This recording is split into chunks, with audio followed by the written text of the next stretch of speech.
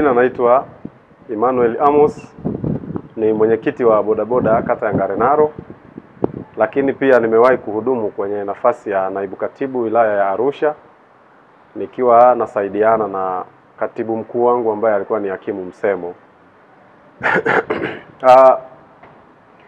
Niko hapa kwa lengo moja la kuzungumzia tasnia yetu ya bodaboda, mwelekeo wake, kutokana na mambo mengi ambayo yamekuwa yakiibuka kila mara. Na kwenye hilo, kwanza nataka niwaeleze watazamaji wetu wa Tanzania kwa ujumla historia kidogo ya umoja huu mpaka hapa tulipofikia. Umoja huu zamani kabisa kulikuwepo na chama ambacho kilikuwa kinaitwa UWAPA. Chama kile cha UWAPA kilihudumu kama umoja kwa nyakati zile. Kilikuwa kinatatua migogoro mbalimbali ya wanachama wa bodaboda, lakini baadaye waliitisha harambee. Kwa bahati mbaya harambee ile hata marehemu Mzee Lowassa alishiriki, na walichangisha michango kimsingi. Kuna fedha ambazo walikusanya pale, sikumbuki vizuri ilikuwa shilingi ngapi, ila ilikuwa ni fedha nyingi. Inakadiriwa kama kiasi gani? Ilikuwa ni zaidi ya milioni 60. Sawa. Sasa baadaye wenzetu wale walikuwa wana maono, waliamua kuanzisha chama kama yani SACCOS. Walipoanzisha ile SACCOS wakaisajili kwa jina la UWAPA. Kwa hiyo wakatoka sasa kwenda kuwa chama cha bodaboda hadi kuwa UWAPA SACCOS. Kwa bahati njema nyakati zile aliyokuwa mkuu wa wilaya ya Arusha mjini Mheshimiwa Mrishogambo akawa amepata uteuzi wa kuwa mkuu wa mkoa wa Arusha, wa mkoa wa Arusha. Na baada ya hapo Mrishogambo alikuwa na nia nzuri ya kuwasaidia vijana wa bodaboda. Kulingana na nyakati zile vijana wengi walikuwa wakiteseka. Alishauri uongozi na alikutana baadhi ya watu, wakakubaliana, wakaanzisha chama ambacho walikipa jina la Umoja. Na wakati huo UWAPA upo bado? Wakati huo UWAPA upo. UWAPA wenyewe wameshajisajili kama SACCOS. Wameshatoka huko kwenye mambo ya kukimbizana na bodaboda. Sawa. Kwa hiyo baada ya kile chama kuanzishwa, Mheshimiwa Mrishogambo akiwa mkuu wa mkoa alikubali kuwa mlezi wa kile chama, na katika ulezi wake alichukua hatua mbalimbali ikiwemo za kuwatafutia fursa vijana, kama za pikipiki ambazo zilitolewa pale uwanja wa Sheikh Abedi. Waziri Mkuu ndo alihudhuria nafikiri zile sherehe. Pikipiki zinakadiriwa zilikuwa kama 200. Wakati bado akiwa mkuu wa mkoa? Akiwa bado ni mkuu wa mkoa. Baada ya kugawa zile pikipiki 200 kwa nia ya kwamba vijana wale wakikopeshwa walipe ili na wengine wapate. Viongozi wa wakati ule ambao walishiriki kwenye hilo zoezi walikuwepo kina Makongoro, kina Edwin Tesha na wengine wengi. Hata hakimu Msemo walikuwa ni sehemu ya viongozi wa kata. Sasa baada ya hiyo changamoto, baada ya ukusanyaji wa zile fedha haukukamilika kwa 100%. Wako baadhi ya watu ambao walibaki na zile pikipiki hawakumalizia kulipa zile pesa. Kwa hiyo kwa bahati mbaya au nzuri, ule umoja ukawa una mvurugano mwingi sana. Baada ya huo mvurugano na nini, hapo ndo changamoto ilipoanzia. Umoja ukawa umekosa mtu wa kusimamia fedha zile, lakini pia kuendelea kukusanya baadhi ya madeni ambayo yalikuwa yamebakia kwenye ule umoja. Na wakati huo sasa UWAPA wenyewe ina hali gani? UWAPA wao walikuwa wana hali nzuri kwa sababu wao walishajitoa huku, walishajisajili kama SACCOS, chama cha kukopeshana. Na kwa nyakati zile hata mimi nilikuwa mwanachama wa UWAPA na nilikuwa na hisa zangu nimeweka kule. Ilikuwa ukiweka hisa unakopa kulingana na hisa zako ulizoweka. Kwa hiyo baada ya zile changamoto za umoja kuwa nyingi, viongozi wale wakavurugana. Baada ya Mheshimiwa Mrishogambo kuwa mbunge, umoja ule ukaharibika.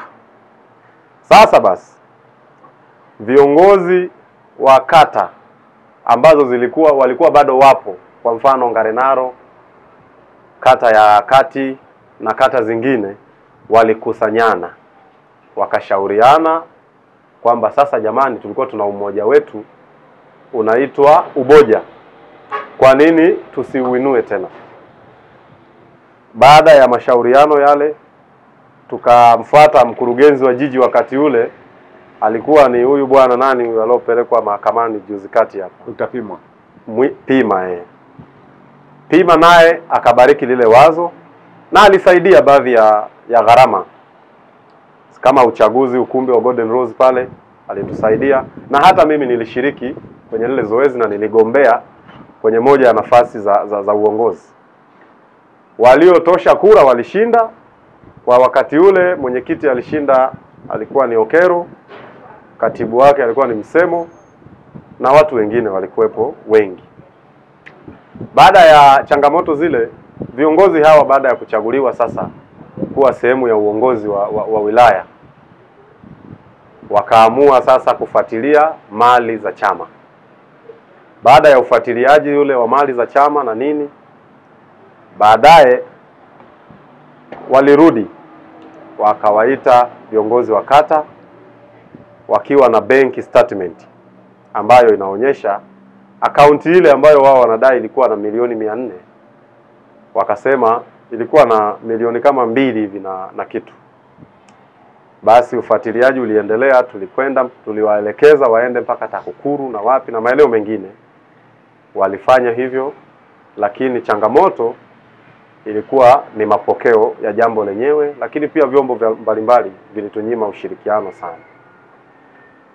Basi tukaendelea na hilo sakata, lakini sasa kwa sasa hivi limekuja kuonekana kuwa kubwa zaidi kuliko uhalisia wake.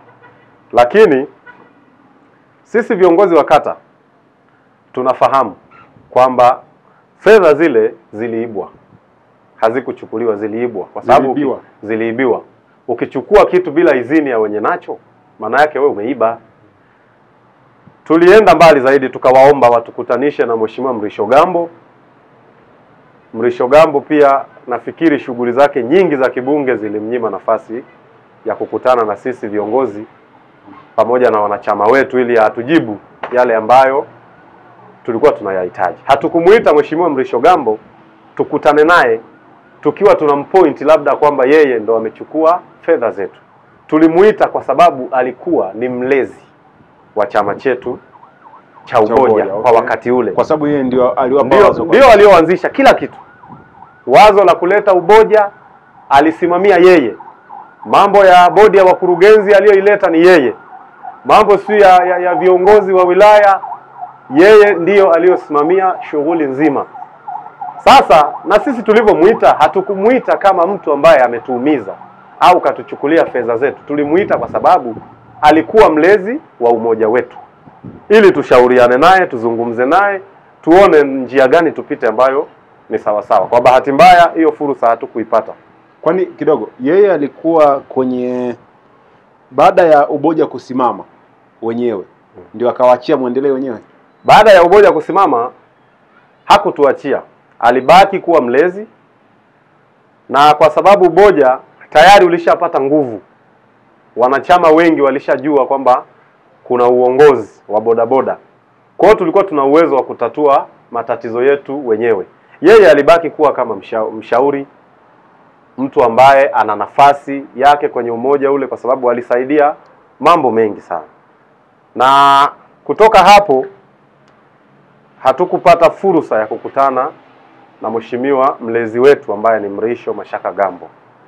Umoja wetu uliendelea kuoperate kazi zake za kuhudumia wanachama, huku tukifuatilia swala hili la fedha hizi. Lakini sasa hili jambo limekuja kuibuka ghafla baada ya kuona mheshimiwa mkuu wa mkoa akitoa baadhi ya maelekezo na mheshimiwa Mrisho Gambo akitoa baadhi ya maelekezo. Lakini leo nataka niwaambie wanachama kwamba mheshimiwa Mrisho Gambo si mtu ambaye alikuwa ana nia ya kuwaumiza vijana wa bodaboda, wala mheshimiwa Makonda si mtu mwenye nia ya kumuumiza Mrisho Gambo. Akaunti zile za umoja zilikuwa zina masignatory ambao walikuwa wanahusika 100% na utoaji wa zile fedha.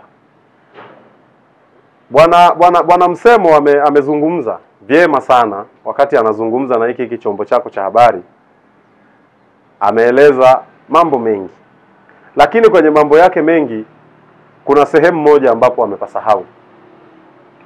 Ameonyesha kama kumpointi sana Mheshimiwa Mrisho Gambo kwamba yeye ndio anahusika 100% na upotevu wa zile fedha.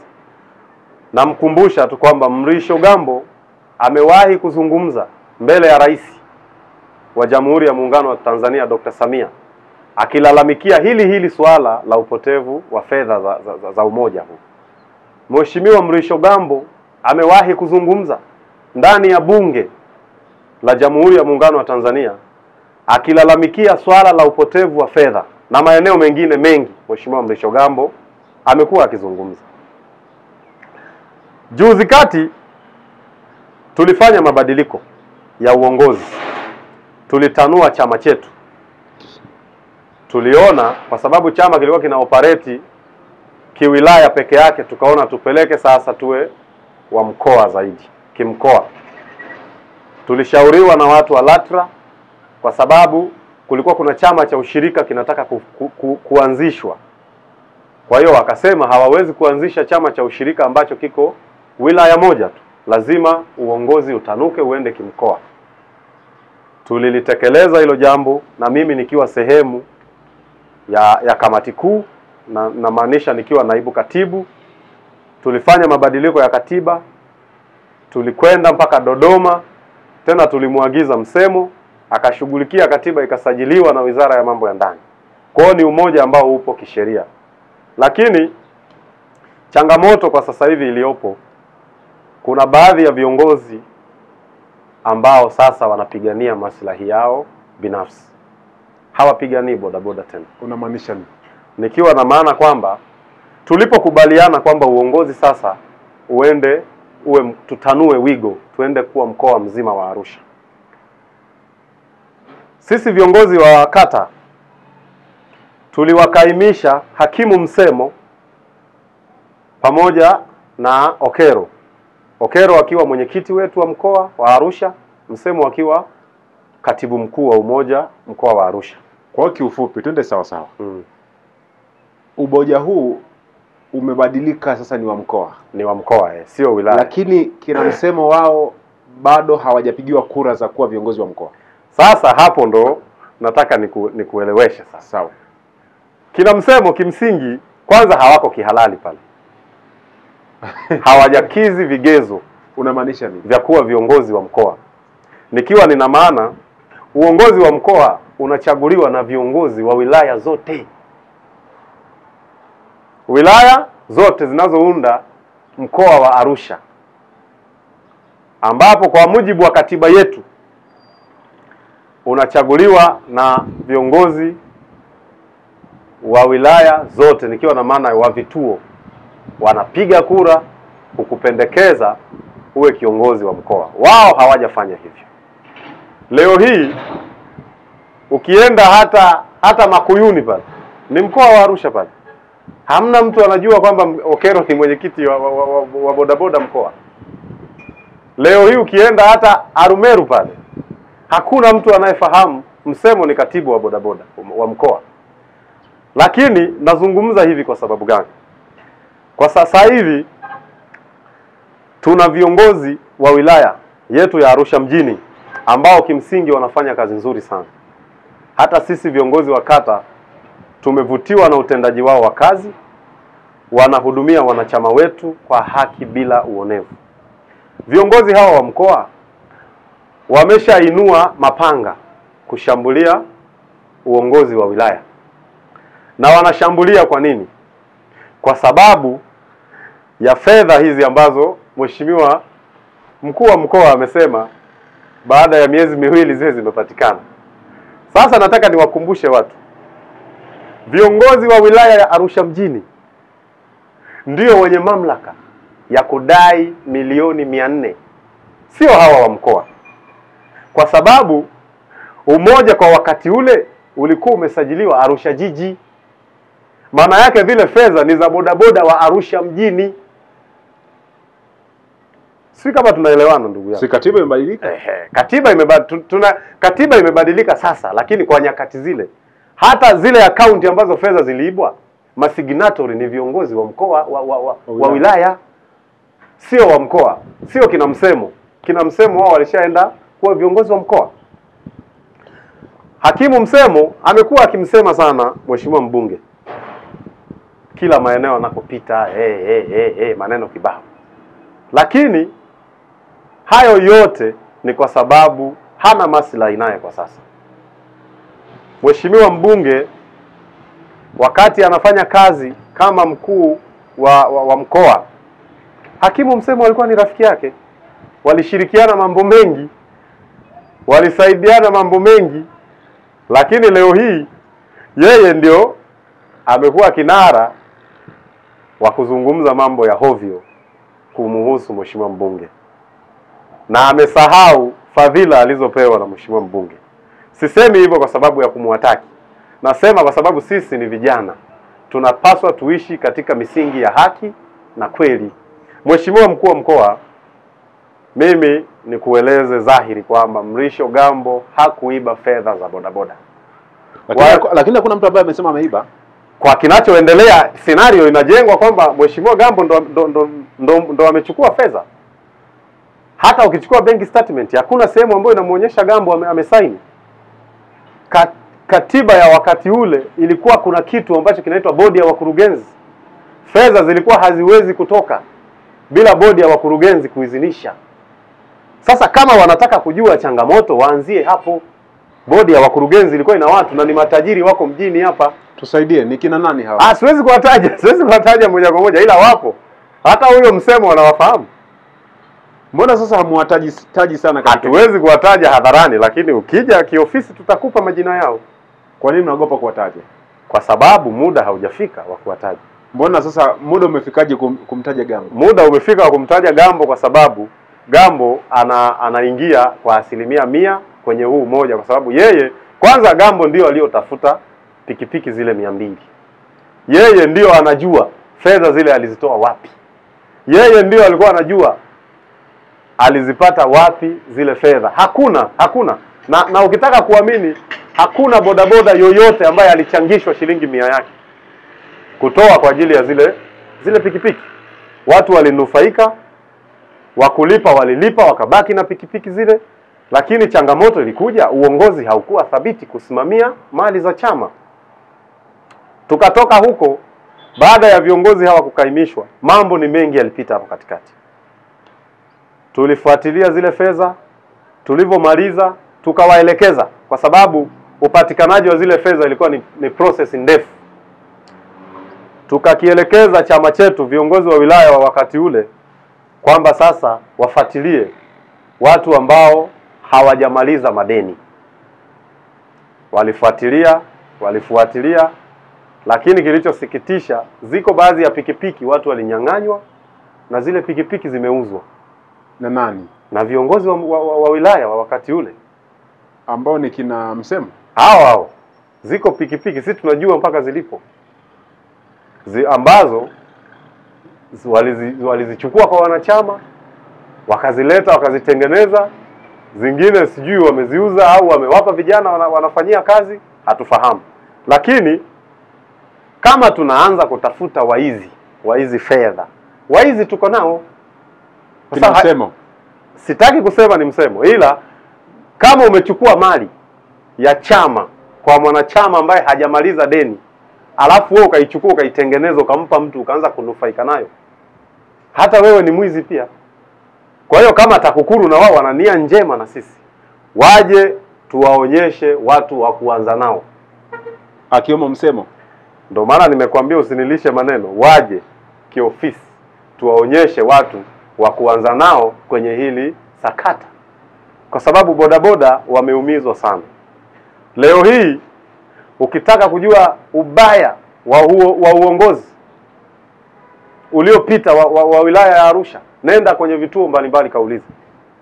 Nenda kituo cha soko kuu, cha Marangu Kochi pale na vingine vingi, ndipo utaelewa changamoto ya uongozi wa sasa na uliopita.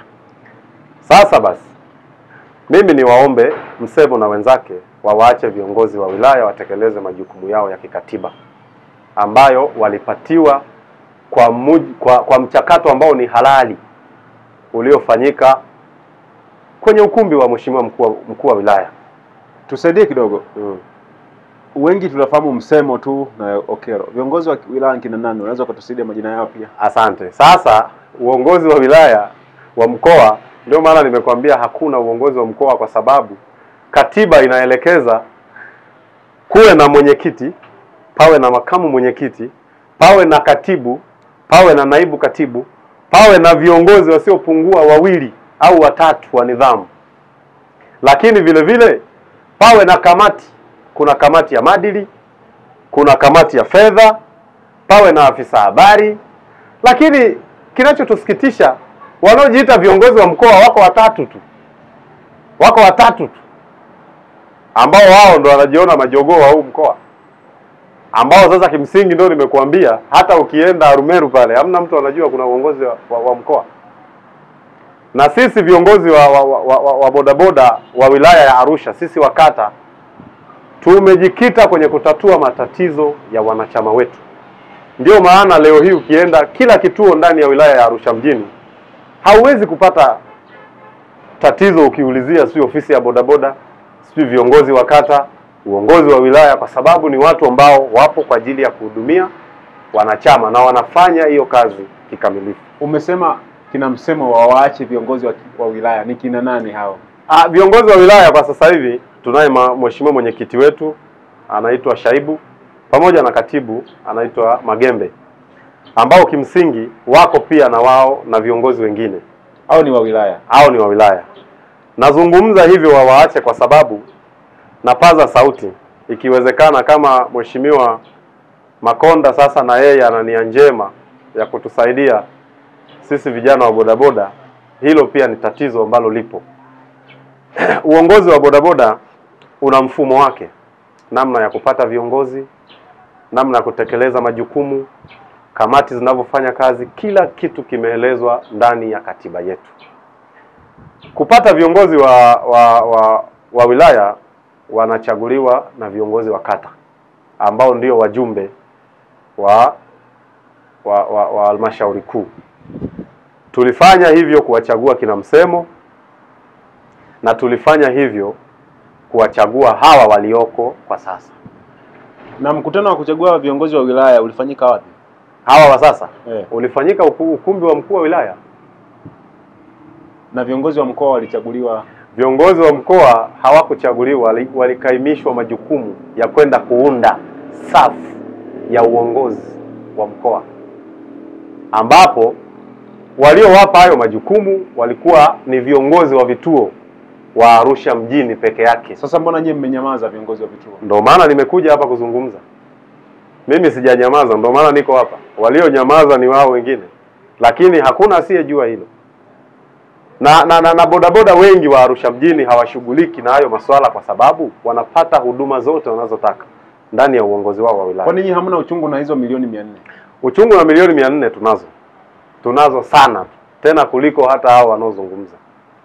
Sisi tunazo uchungu wa milioni 400 kuliko wale wanaozungumza. Sasa unaona Msemo anawapigania. Lakini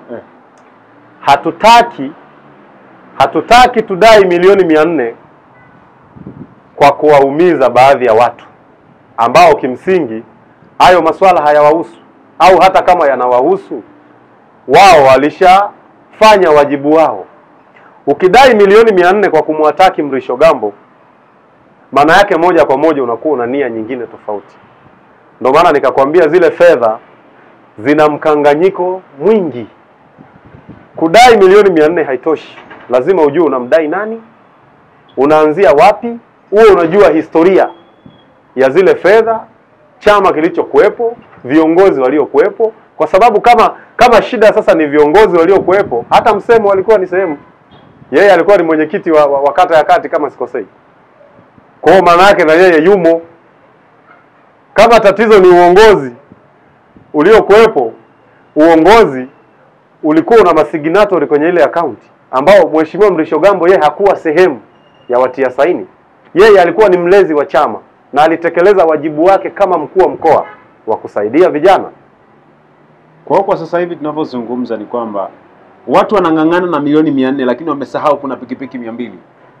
Ndio maana nimesema milioni 400 ililetwa na pikipiki 200 ambazo mimi binafsi ukiniuliza Mheshimiwa Gambo alizitoa wapi, naweza nisiwe na majibu mazuri. Na hakuna anayejua. Na hakuna hata huyo msemo anaongea hapa hajui. Anayejua alikotoa fedha zile ni Mrisho Gambo mwenyewe. Na baada ya kuzigawa, kila kata ilipata pikipiki 6. Yale marejesho ndio yalileta milioni 400. Unanipata vizuri? Yale marejesho ndio yalileta milioni 400. Lakini ukiachana na hayo, kuna operation ambazo zilikuwa zinafanyika kwenye maeneo mbalimbali ya kukamata wanachama, kwa sababu Umoja ilifanya kazi kama taasisi huru. Ilikuwa inakamata wanachama yenyewe kama polisi. Hata mimi nimewahi kukamatwa. Na mmoja ya watu waliowahi kunikamata, hata huyu mwenyekiti wa mkoa sasa hivi amenikamata Jogo House, huyo Okero amewahi kunikamata. Sasa na yeye tukimuuliza zile fedha za faini, ilikuwa faini ni shilingi 30,000. Inategemeana una makosa mangapi, au kama labda mtazungumza kishikaji huko barabarani mkimalizana pia inshallah. Kwa hiyo sasa hivi Okero naye mwenyekiti aeleze zilipo fedha. Ndio maana nikasema hili jambo lina mkanganyiko mkubwa. Ukilifuata kichwa kuna watu ambao wapo tu na wao wanahusika. Sawa sawa. Ukiwa mwenyekiti wa kata, automatically wewe ni mjumbe wa mkutano wa halmashauri kuu ya chama chako. Chochote kinachofanyika utakuwa unafahamu. Kwa hiyo kama tutadai milioni 400, tunapaswa tuanze na viongozi wa kata. Walifanyaje? Hiyo mikutano waliokuwa wanahudhuria waliratibu nini? Walikubaliana nini? Waliwapa viongozi wao majukumu gani? Tusije tukawa tunapiga kelele vitu ambavyo kimsingi baadhi ya watu ndio wanufaika. Kwa sababu unaambiwa ukiona unaongea sana wewe ndio tatizo. Lakini unasema Gambo alielekeza fedha zielekee kwa wanawake. Sasa fedha kuelekezwa kwa wanawake sio dhambi. Sio dhambi. Kama uongozi wa wakati ule uliridhia na zile fedha zilielekezwa kwa wanawake. Na si wamesema sisi kuna milioni ngapi kwenye akaunti ya wamama, milioni 60. Kwa hiyo sisi zile milioni 60 kama zipo tunaziomba, na zile milioni 60 tunaziomba ziingizwe kwenye akaunti ya umoja wa bodaboda wilaya ya Arusha mjini. Kwa hiyo kwa sasa ujumbe wako ni kwamba wasimkosanishe Makonda na Gambo ama nini? Ujumbe wangu ni kwamba Mheshimiwa Mrisho Gambo afanye kazi zake kama mbunge, na Mheshimiwa mkuu wa mkoa afanye kazi zake kama mkuu wa mkoa. Kwa sababu tatizo la Arusha hapa, uchawa ni mwingi. Ukienda viongozi wa bodaboda machawa, ukirudi mara sijui diwani amelia, ukirudi huku sijui nini. Hayo mambo yanaleta mkanganyiko kwa wananchi. Ni mambo ambayo kimsingi hayana afya. Sisi kama vijana tunafurahi, tuna viongozi vijana. Mheshimiwa Makonda ni kijana mwenzetu, Mheshimiwa Gambo ni kijana mwenzetu. Kila mmoja atekeleze wajibu wake. Kama wakigombana, wagombane kwa ajili ya maslahi ya vijana, akina mama, akina baba, wagombane kwa ajili ya mkoa wa Arusha. Wasije wakagombana alafu baadaye ikawa kuna mtu anataka kudhalilishwa kwa sababu kuna jambo lilishapita mahala fulani. Kwa hiyo ujumbe wangu ndio huo. Lakini jambo la mwisho, viongozi wetu wa mkoa tumeona jitihada wanazofanya kukwamisha umoja wa bodaboda wilaya ya Arusha mjini. Hilo hawatafanikiwa. Hawatafanikiwa kwa sababu sisi viongozi wa kata tunawaunga mkono viongozi wetu wa wilaya na wanafanya kazi nzuri, na hili niwaambie hadharani, kama ni ngumi zitachapwa ofisini hamtarudi tena, kwa sababu tunafahamu hujuma mnazozifanya. Wanataka kufanyaje? Wanachotaka, juzi kuna grupu letu tunalo la bodaboda wilaya ya Arusha.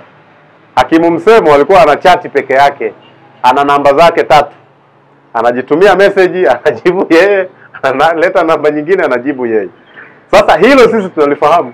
na tunakuomba uache haraka iwezekanavyo, kwa sababu tuliokupa majukumu ya kuwa kiongozi wa mkoa ni sisi.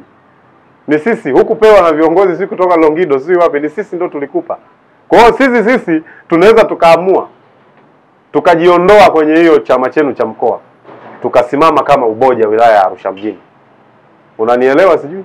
Tukatembea na katiba yetu ya umoja. Na tutafanya kazi kwa sababu chama ni watu. Kwani ile katiba ya umoja kipindi kile wakati kinamsema wakiwa viongozi wa wilaya ilikuwa inasema uchaguzi unafanyika kila baada ya muda gani? Uchaguzi ni kila baada ya miaka mitano kwa viongozi wa wilaya. Viongozi wa kata ni miaka mitatu. Viongozi wa vituo ni miaka miwili kwa mujibu wa ile katiba ya miaka mitano haijaisha tangu kinamsema wa viongozi. Ndio maana nimekwambia yako madudu mengi. Miaka mitano ilishaisha. Ilishaisha siku nyingi. Na hata mimi nilivyokuwa mwenyekiti wa kata ya Ngarenaro miaka mitano imeshaisha, na juzi tena tumefanya chaguzi mwingine nimeshinda. Kwa hiyo sisi ambao tunafuata taratibu ndio maana tuko hapa tunazungumza kwa kujiamini. Wale ambao wanang'ang'ania uongozi wa bodaboda wakiwa na maslahi yao binafsi ndio hawa ambao unawaona wanazunguka huku na kule. Juzi ulikuwa unamuoji Msemo hapo. Na mimi ninakueleza ili hata ukimuuliza yale malapa aliyokuwa amevaa alipewa na Mrisho Gambo. Mrisho Gambo alizindua ilani ya chama, kukabidhi ilani ya chama. Hakimu Msemo alihusika kupeleka bodaboda, na wako bodaboda walitapeliwa fedha zao. Wapo tunawafahamu. Hakimu Msemo aliratibu zoezi la vijana wa bodaboda, akapigwa mbele ya ofisi ya mkuu wa mkoa pale, nadhani wote tuliona. Hayo yote hayatokei kwa bahati mbaya. Ukishaona wanachama wako wanasubutu kukupiga, manake wewe sio kiongozi bora. Anasema wale walikuwa wahuni tu wale. Yeye ndo anaona wahuni. Yeye ndo anaona wahuni. Hizo ni kauli za kujitetea tu. Kwani wewe uliona muhuni pale? Si lilirushwa hadharani? Kwani hizo klipu hukuona? Hukuona? Pale hamna muhuni, ni watu wanajitambua wamechoka. Walidhulumiwa nini wale watu? Ndio maana nimesema kama mmekubaliana na mtu bwana tufanye kazi nikupe 20,000 mpe. Asije akamaliza baadaye unamwambia kuna 1 2 3, lazima utapigwa. Kwa hiyo uongozi ni kitu kinachotaji uadilifu wa hali ya juu. Ni kitu ambacho ukitanguliza maslahi yako lazima utaumia. Kwa hiyo na kwenye hili jambo sakata hili la fedha za umoja wa bodaboda, mimi niombe jeshi la polisi litupe ushirikiano. Ikiwezekana tusaidiane, tuwatafute wale viongozi wa umoja wa zamani. Hapo ndipo tutaanza kuzungumza kauli moja. Lakini kwa sasa tukianza kurushiana mipira mara huku hatutapata mwafaka mzuri. Kwa sababu hata mheshimiwa mkuu wa mkoa na yeye wanaweza kawa wanampa taarifa lakini hawampi taarifa sahihi. Mkuu wa mkoa wetu hana muda mrefu hapa mjini. Hajui historia ya ule umoja. Hajui chimbuko la ile jambo ni lipi. Kwa hiyo wanaweza wakawa kweli wanamwambia kuna 1, kuna 2, kuna 3, lakini akawa hajui source yake ni nini.